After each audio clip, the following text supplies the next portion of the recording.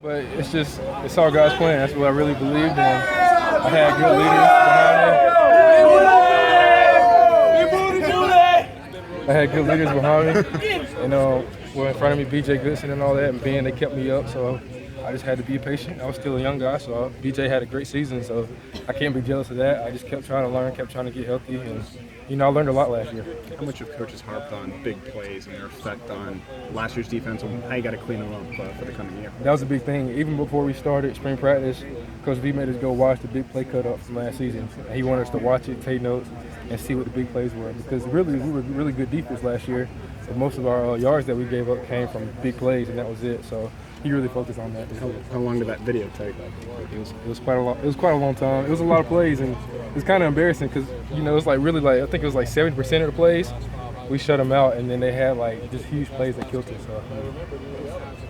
If you guys aren't leading the nation in tackles for loss this year, is it then about just being more consistent? You would sacrifice TFLs for less big plays? Oh yeah, TFLs. I mean that's all good, but the big plays is what got us. They got us in the national championship. They got us in some close games. The offense was doing great, and we just gave up big plays. So that's what will get us. Thank you. What's the biggest things you think you can bring to this defense this year? Just being myself, just learning, being a good teammate to being a great teammate to all the other people, leading, and just trusting in my abilities. They said, Coach Venable said it last spring, you were as good as anybody at the linebacker position. How hard was it last year to kind of have those injuries and not be able to fully realize your potential just yet? It's tough as a competitor because you want to be out there and you want to play. You worked hard. I went through the redshirt year, winter training, spring football. But like I said before, it's all in God's plan. So I just had to wait my turn, try to get back healthy, learn a lot from BJ because he taught me really a lot. And it was really beneficial. I learned a lot of stuff from BJ last year, so it all worked out. Your relationship with Ben started before you got here. Can you tell us a little bit about him? Yeah, we started working out together at Flight School facility. It's in Anderson, South Carolina. It's about 30 minutes from here. And I know he played at Tilhan and I played at BHP, so they're like 30 minutes apart. So we scrimmaged each other during the summer. But then I started working out with him, and we developed that relationship. And I was a junior, and he was a senior. And then he was actually the guy that got me my offer. He already committed to Clemson, and Coach V was like, "Do you know any talent around?" And Ben was like, "Yeah, I know Kendall Joseph." And he watched my film, and then he liked my film. So that's actually how I got that offer. So we're pretty close. That was one of your first major offers. Yeah, Louisville was my first, but then I had like 3 or 4 more, and then Clemson came along. Is that the way you waited? I would say it was, yeah. I was really just appreciative of any offer though. So I was kind of just taking them all in. But of course, with Clemson being 45 minutes from where I live, I really wanted that one. It's always been your dream to play for Clemson football? Yes, sir, it has. Yeah. Ben, what kind of leadership role have you seen him take so far this spring, being the senior of this group? It's really no different from last year. Honestly, he leads by his work ethic. It's not a day that Ben's going to go into a workout and just not give it his all. You know that Ben's going to go hard. So he's really just doing the same thing, being himself and being physical and really just leading first by his work ethic and letting everybody else see how he works. What are the biggest things you're trying to prove or improve on this spring? Learning defense. You can never learn enough of Coach Venable's defense. And that's really the main thing. I got a little technique things I need to work up on, but it's really just leading the defense, trying to be a leader and letting the guys know they can count on me and just learning more information.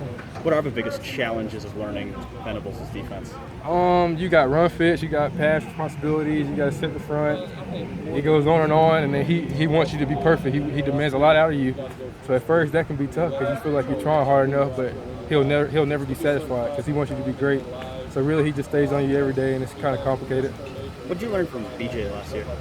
BJ was the prime example from BJ was just be patient because he had to wait 4 years for him to even start. So I couldn't whine about myself missing my redshirt freshman year when he waited 4 years.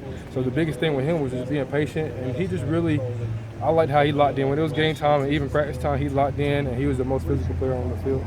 And being on the sidelines last year, what did you, I know you played a little bit, but what did you learn kind of from having to observe that you can now apply to actually being on the field? Just, I practiced a lot last year. I didn't play as much in the games, but I practiced 5 times out of the week, 4 times out of the week. So I really learned a lot about the defense, how to call the fronts, how we scheme each week depending on the team's offense and all that kind of stuff. So I really just learned a lot of knowledge about the game.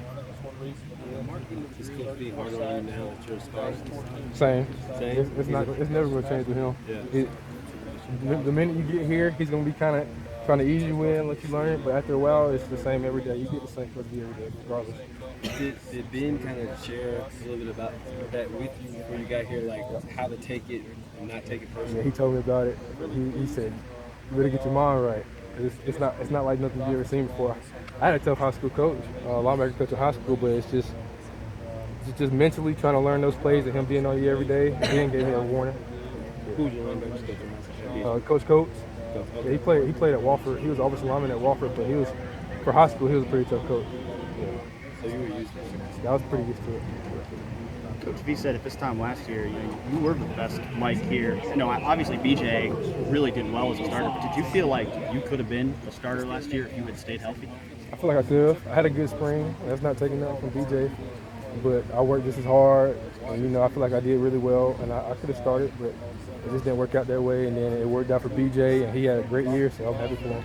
Being so many new starters on this defense, do you feel like even though you're younger and have less experience, you can still kind of take on a leadership role this year? Oh yes, sir. You can always lead by your work ethic, how you live your life, and how you just carry yourself every day. So that's the main thing I'm focused on. What's the biggest thing you think this defense needs to do here the rest of the spring to get to where it needs to be this fall? I would just say locking in every day, not taking the practice for granted, listening to Coach V, and really when we get out in the field, we have to communicate. Because sometimes last year we stopped communicating on the field and we didn't see what we needed to see. So we're really just gelling together and communicating.